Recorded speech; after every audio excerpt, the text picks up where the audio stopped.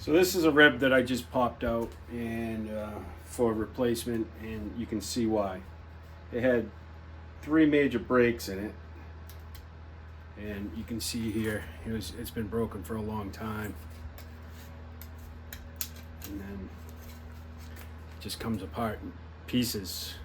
So there wasn't much structure to this canoe, and I'm working now on the bow, waiting for things to settle down on the stern right now. So I'm just trying to shore up the bow end of the boat right now, and this is what I'm finding. But I knew that when I did my analysis, so just kind of replacing them as I go now.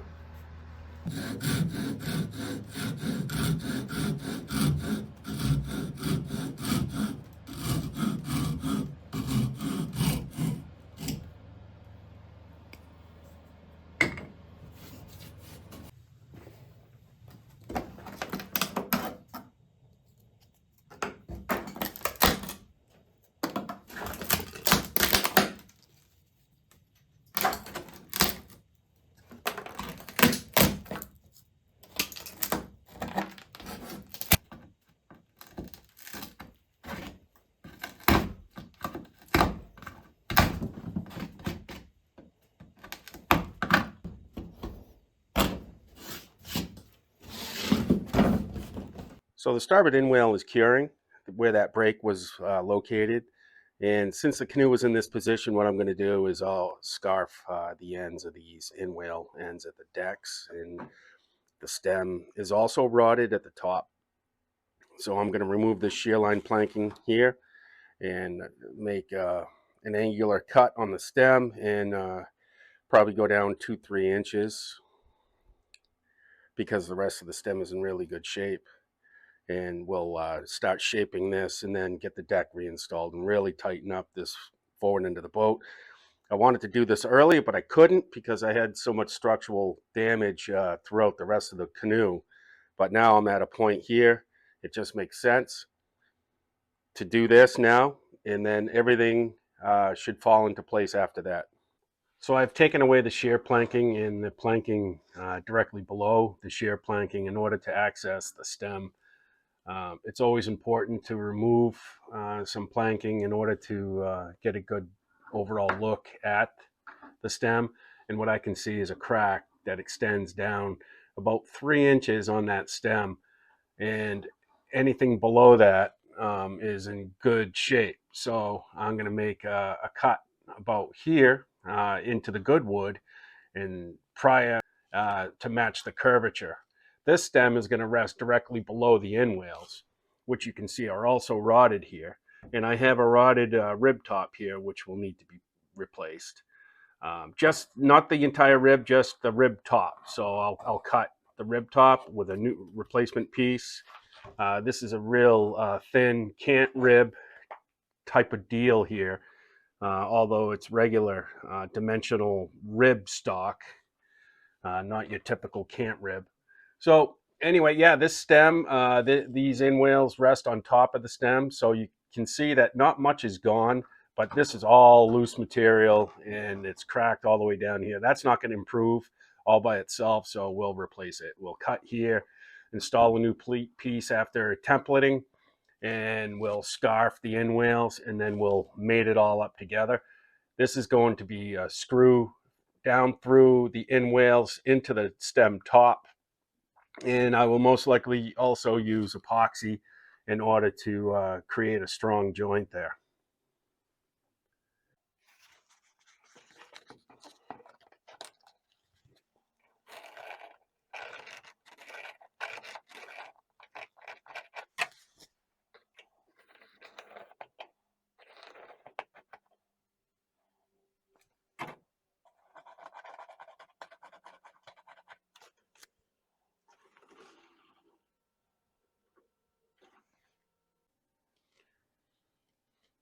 So what I have done is I've just basically traced the profile of the stem and made a mark underneath the inwale, and it translates into that.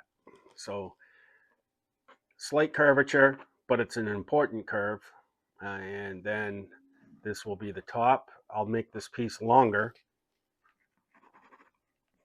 so I can really dial it in. But yeah, you can basically see just goes like that. I'll cut this out and then place it on a appropriately sized piece of wood and start shaping that. I still have to bevel the new piece. It's a lot of work with the stem.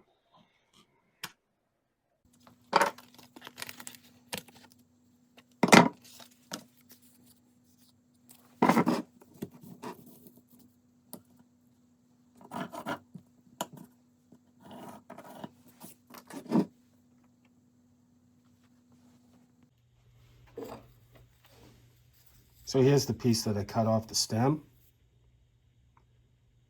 And you can see that I have eliminated all the way down to the crack. And I've cut it out on cardboard and templated it out. Now I'm going to cut this out of the ash lumber and get that epoxied onto the stem, and then get into shaping the beveling after the epoxy is cured.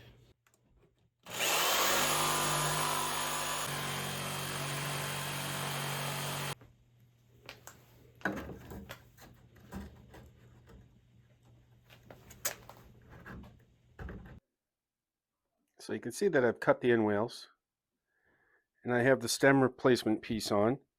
I have to groom that. That'll be shaved down to meet the profile of the existing stem. I'll be epoxying on new pieces here that I've already cut. I just got to cut them and install them and mix up some epoxy, do one at a time, and then I'll start connecting everything together by installing the deck, both Inwales, and then groom the stem, the new stem piece. But that's solid.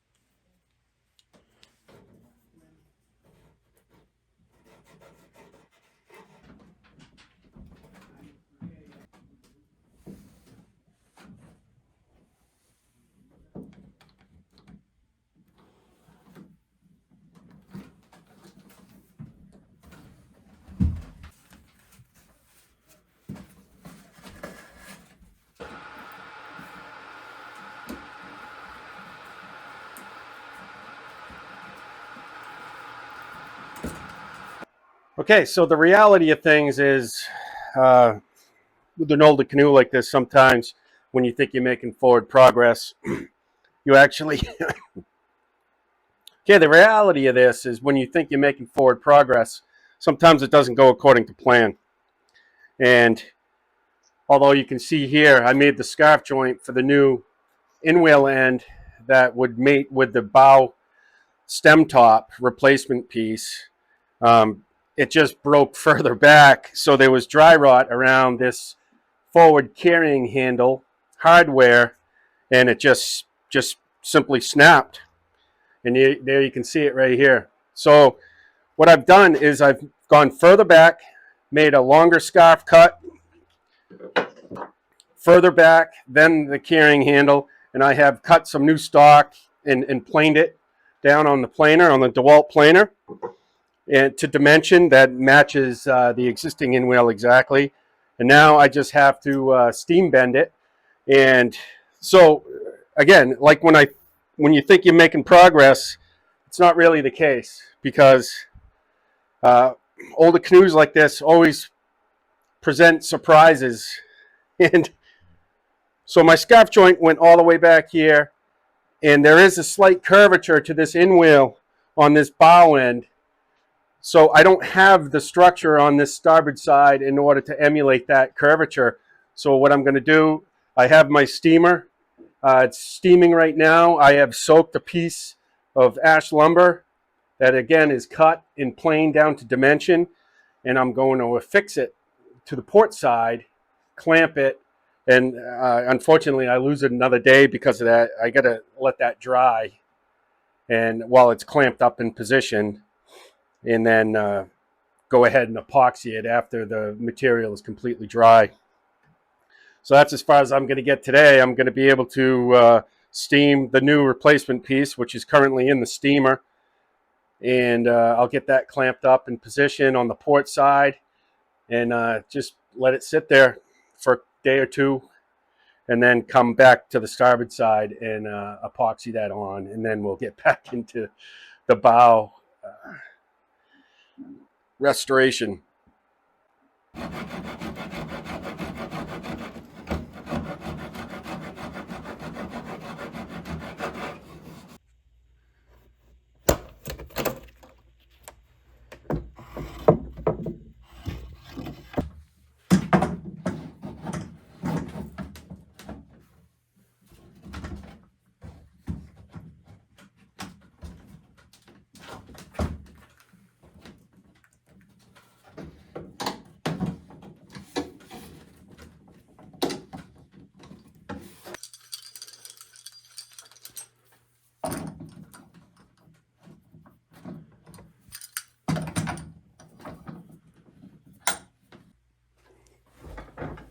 Okay, so you can see I have the new piece attached, well, temporarily clamped to the inside of the port side inwale, so I can get the contour that'll match the starboard side.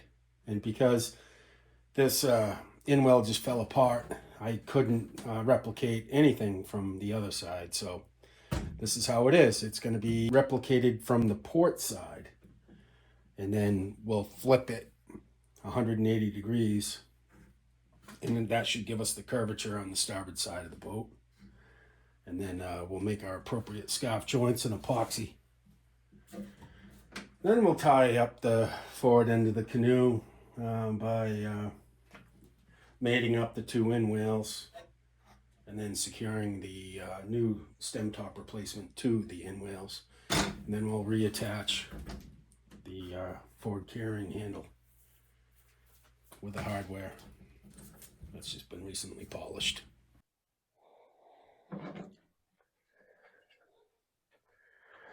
So now that I have steam bended this piece on the port side of the canoe, I'm just going to line it up here with the existing scarf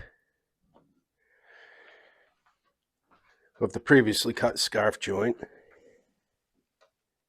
and mark it out.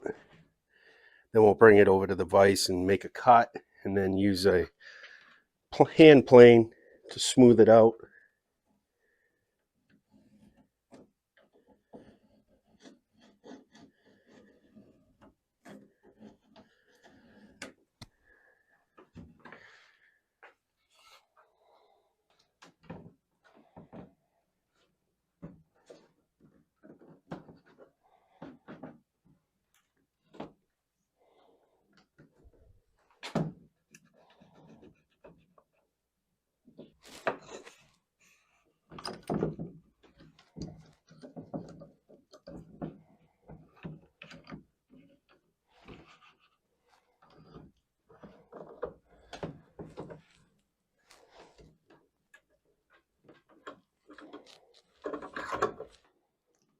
Okay, so due to the break in the inwale repair that I was originally making, I had to go back longer on the starboard side.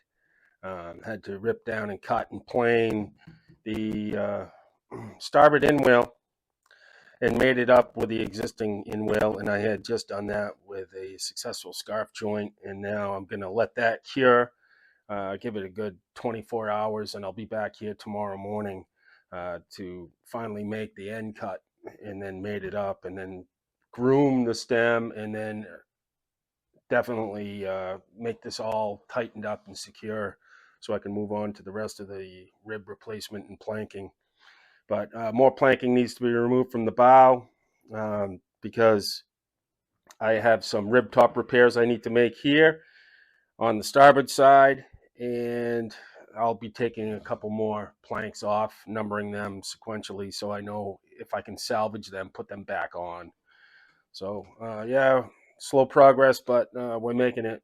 And once this is cured, you can see that this this boat needs to be pulled in some, and I just can't do that right now. I don't want to disturb the joint. But once that is cured and I make this cut, I'll reattach this forward handle, and that's going to pull the true shape of this canoe back together. I've lost it for a little bit, but I'm keeping close track of it, and it's going to be real nice when I finally get it all tightened up.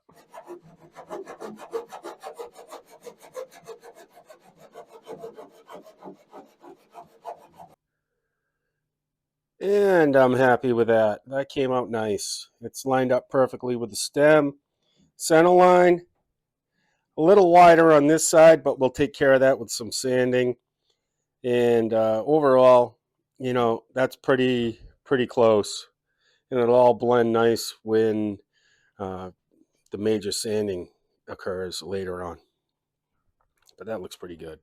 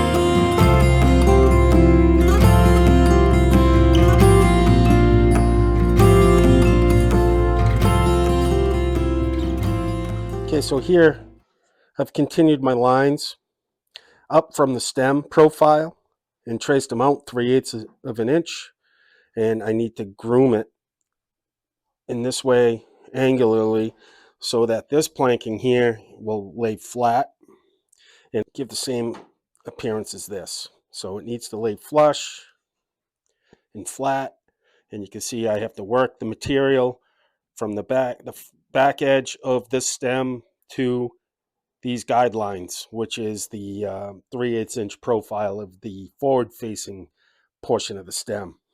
Now I'm going to do that now. I was going to use a spoke shave, but the file seems to be doing quicker work.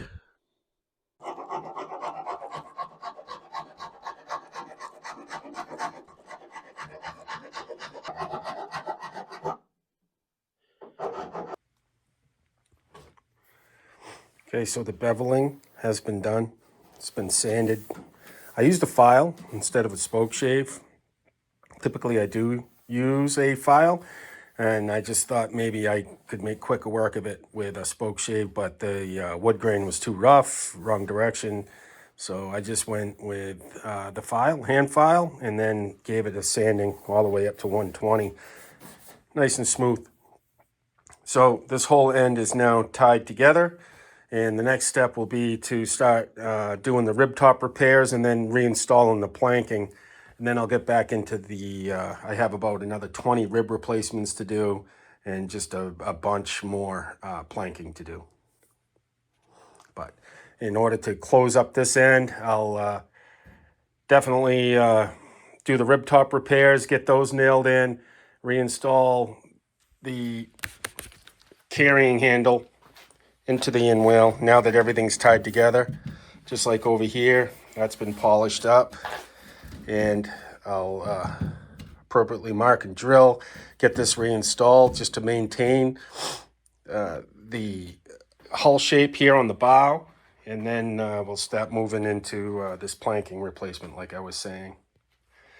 But then if you take a good look, still have a lot of planking, and all of these ribs still need adjusting for the most part, but a lot of planking and rib replacements still need to be. All these ribs were steam bent around the hull, but the original existing ribs are still in place, so those have to come out one at a time, and then those ribs need to get reinstalled. Then it's just a matter of doing a lot of planking installation, which isn't always easy alone, but we're getting there.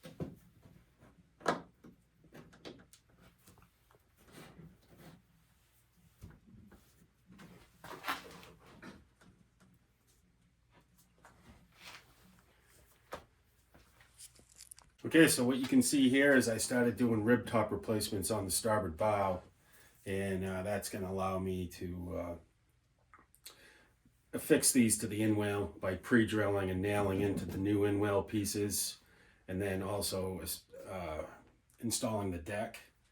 I can only do 2 at a time. All of my clamps are used throughout the canoe and holding things together still. So you can see there's interference involved. So you want these to be right. I made the cut from the inside out, so the bevel is on the outside of the rib top replacement, and that's just clamped in place right now using West Systems epoxy. And I'm just going to let that cure, and then tomorrow I'll come back in and do the alternate ones that won't interfere with all the clamping that's taking place right here. So yeah, rib top replacement, and then planking install, deck install, and then finally we'll be able to flip the canoe again, get back into the rib replacement and planking.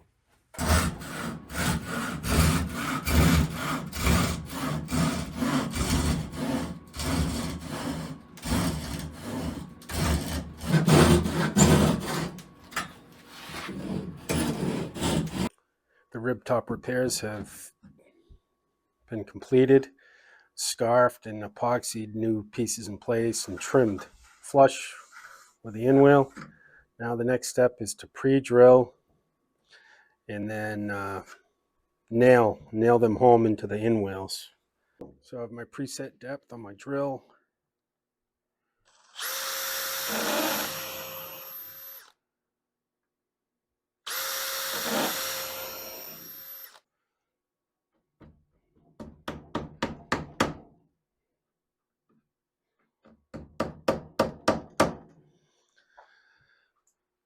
Using the clinching iron, apply some backward pressure, nail it home.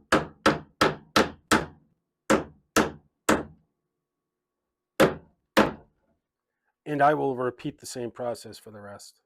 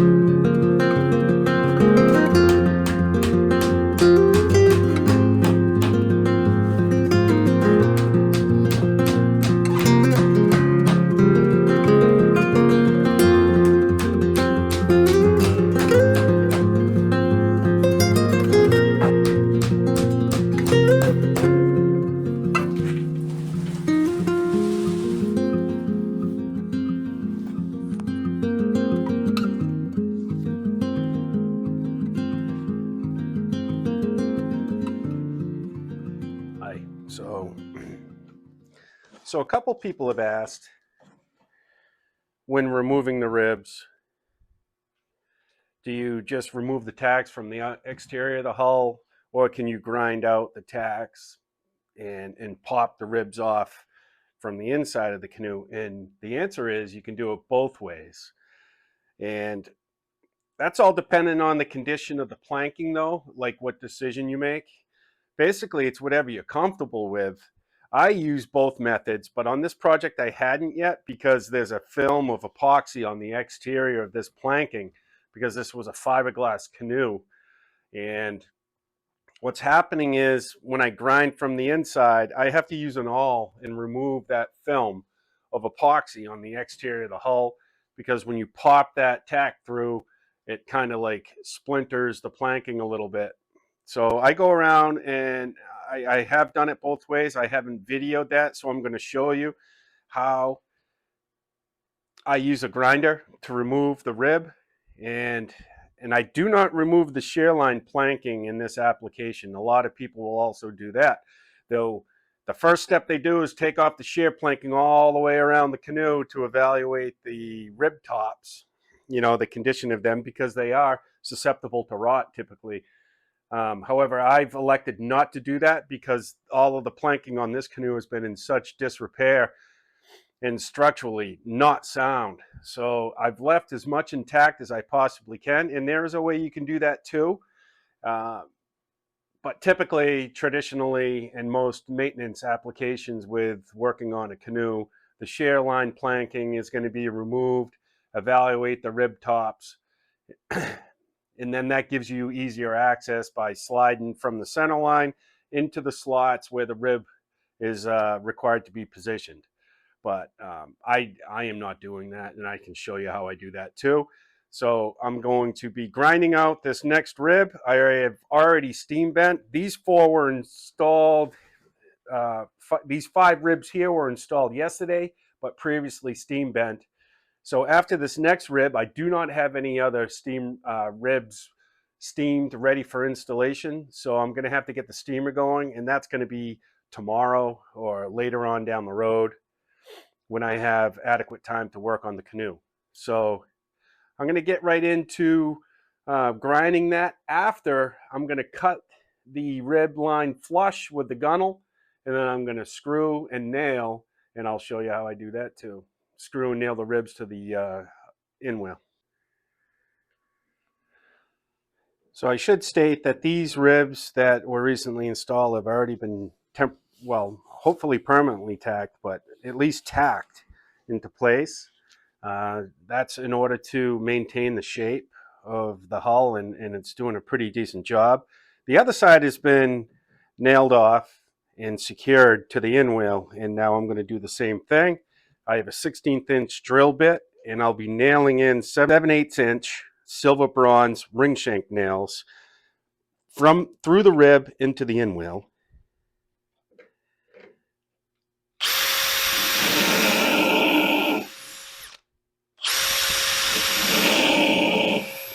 Purpose for drilling is to prevent splitting.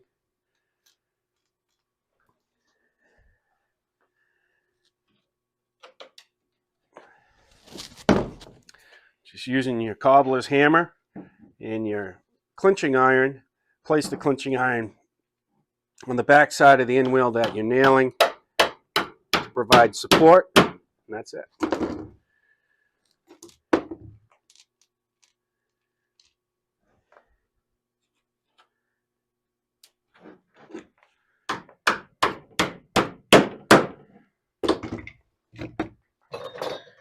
And then we trim the top off. Just use a cross-cut saw.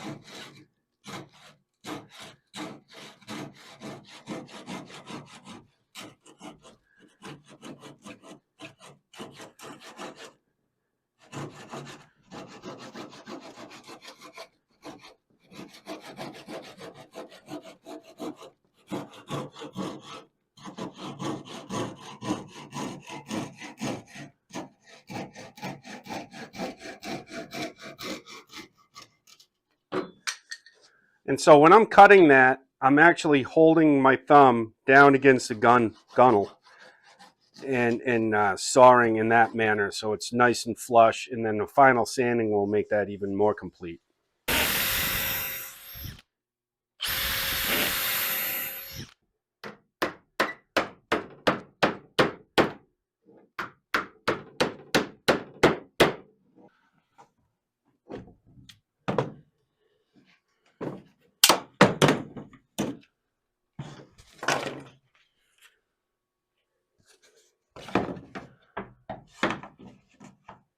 This is the wood disc that I have installed on my grinder, and it's carbide tipped, and it's a wood carving disc. But since these brass tacks are such soft metal, it'll cut right through them. So this is what it looks like.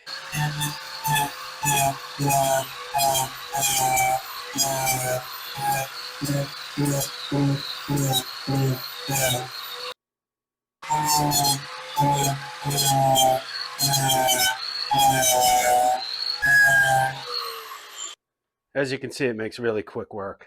So the process that I use when I'm not removing the shear line planking is it's still nailed into the inwale up here, but sometimes those nails are hidden behind the planking.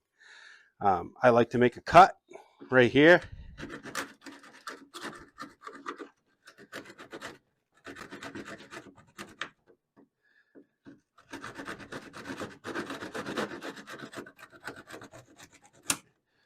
And you can feel when it goes through. What you don't want to do is score the planking, so you got to use a gentler touch. When you feel you through the rib, and it's pretty evident. I'm through right there. And I didn't damage the planking. Then I'll make a cut here.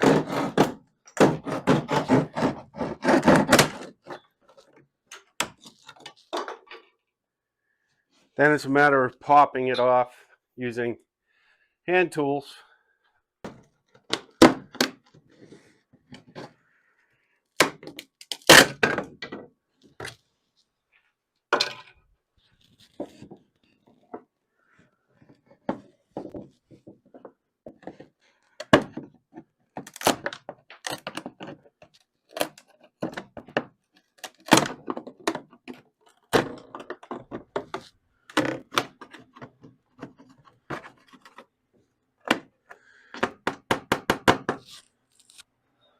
Then it's just a matter of punching the tacks through.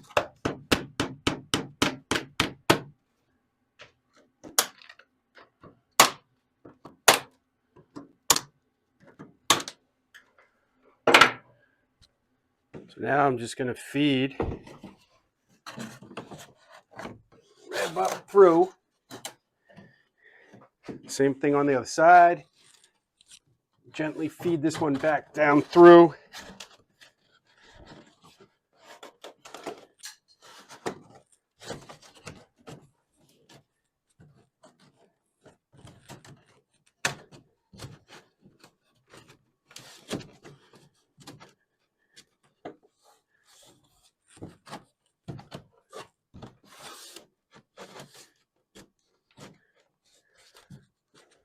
And that's one way of doing it with a grinder.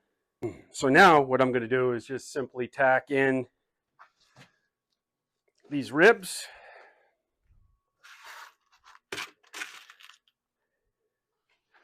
Going to kind of go down near the shear line. The chine. Just to hold it in place using the clinching iron and my cobbling hammer, or at least what I call my cobbling hammer.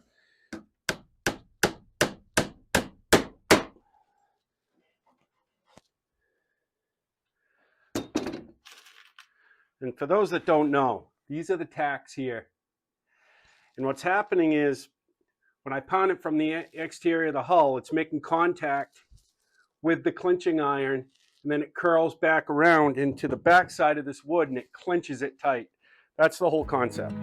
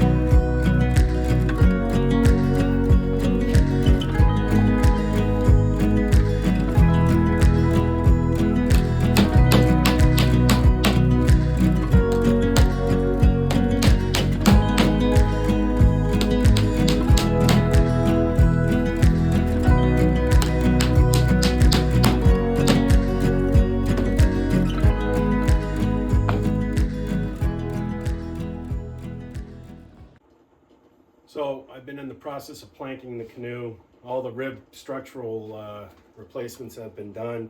Still have a few rib top repairs to do. But now I'm just solely filling in the puzzle here with the planking. And one tool I've created in order to assist me with this, because I work alone down here. I don't have anybody else to hold the clinching iron. So what I've done is I've created, this is an old scrap piece of wood that I used to build my two paddles. I have a video on that too, a beaver tail paddle and an otter tail paddle. This was just a scrap piece of wood, and you can see the profile of it. I just kind of kept it the way it was. I've got a handle here, and basically this top wooden piece is a cradle for the clinching iron, and it allows me to insert underneath to the interior of the canoe, where I can then apply pressure with my leg and basically put it right on the underside of the rib, and I can hammer from the top. And it just gives me an extension arm for that, and it's worked out really well for the most part. Sometimes I miss and I have to pull that tack and I got to re-clinch, but because sometimes you're working blind, and that's one of the pitfalls of it. I guess anytime you're working alone, that's a pitfall, but I recognize when I don't have a successful clinch, and I will pull that tack and then attempt it one more time, or a couple times, however long it takes. But usually if I miss it, I get it the second time around. But yeah, so it's a little handy tool. The cradle profile is just shaped from the actual profile of the clinching iron, and it just sits in here. It's a little heavy, you know, to be working one hand, but once you get the leverage on your leg and you get it underneath on the underside of the rib, it's really sturdy and effective, and you can apply the pressure on the bottom side of the rib, and you can see that and then you got to kind of poke your head underneath and make sure that the contour is appropriate for the area that you're clinching. So for most, I don't know, most that do this type of work are going to understand what a clinching iron is and how it does. This section here is for the flatter sections of the ribs. This is going to meet the more curved structures of the ribs, like around the chine and everything else like that. So you just have to be aware of that when you're using it. I don't know if something like this exists out there. I really don't know. I've seen other contraptions that people have used that with a boat flipped, they will use some bracing underneath the gunnels with a crunching iron and some type of jack or clamp system.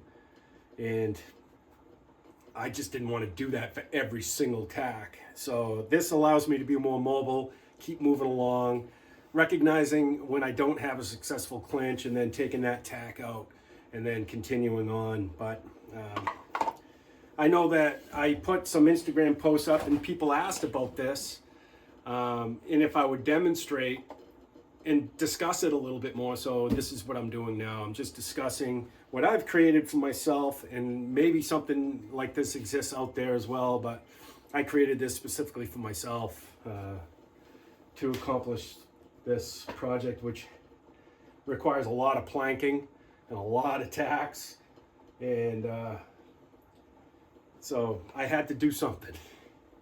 Anyway, I'll show some video down the road a little bit of me using this, just so you have a better understanding of what I'm trying to explain here, and maybe it'll be helpful to somebody like you. I don't think that the shape of this means anything other than I do believe you need a nice safety grip, or a comfortable grip, which I've rounded all these edges and I've sanded and just took some material off just to make it more comfortable in hand.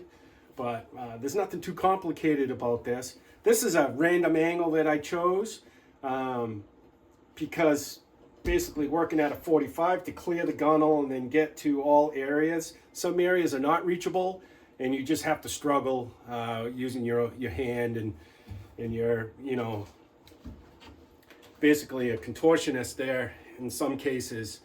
But I would say about 65-70% of the time this is an effective method to really bang out a lot of the tacks, and then those hard to reach areas, you just have to grind it out and get them yourself. So anyway, thought I'd give a brief update on my little tool contraption here. I think maybe if there was more of a curve or something, I don't know. I'm happy with it so far. I don't know what to change at this point, but I'm sure I'll come up with something down the road.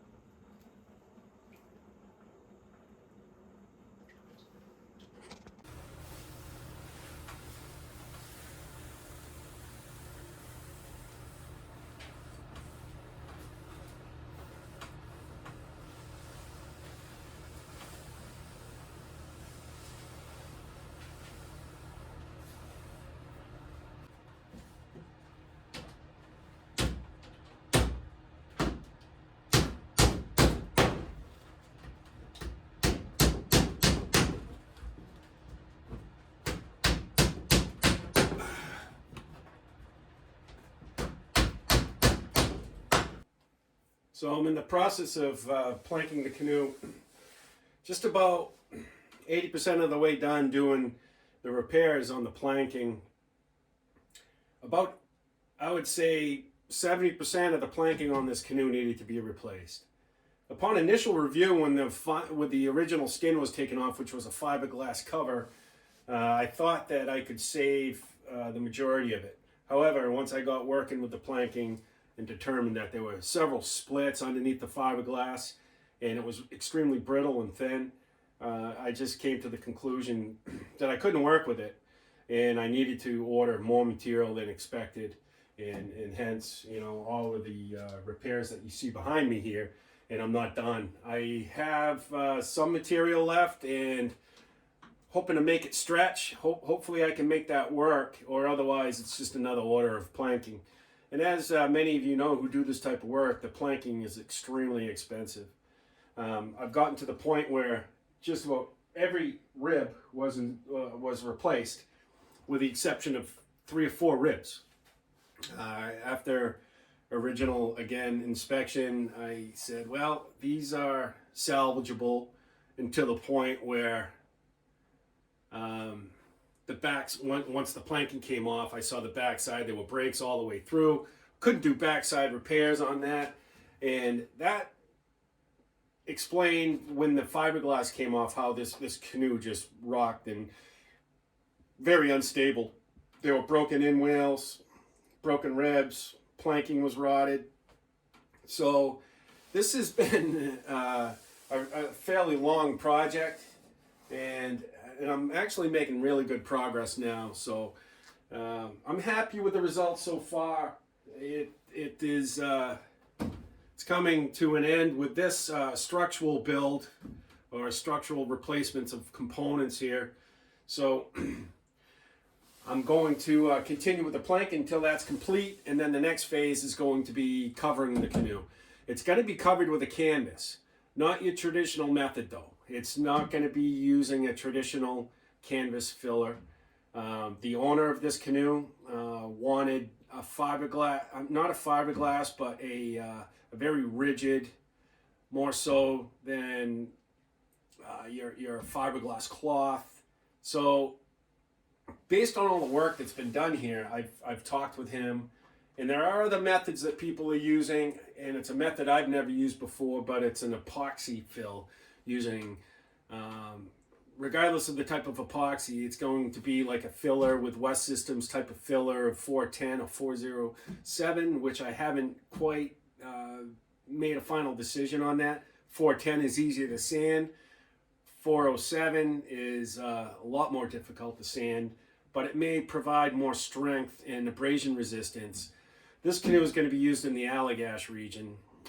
The Jalbert family, which this canoe is historically a part of, operates around Round Pond, where Jalbert sporting camps are, and they have some other camps up in that region. So this is where this canoe is going to be used. So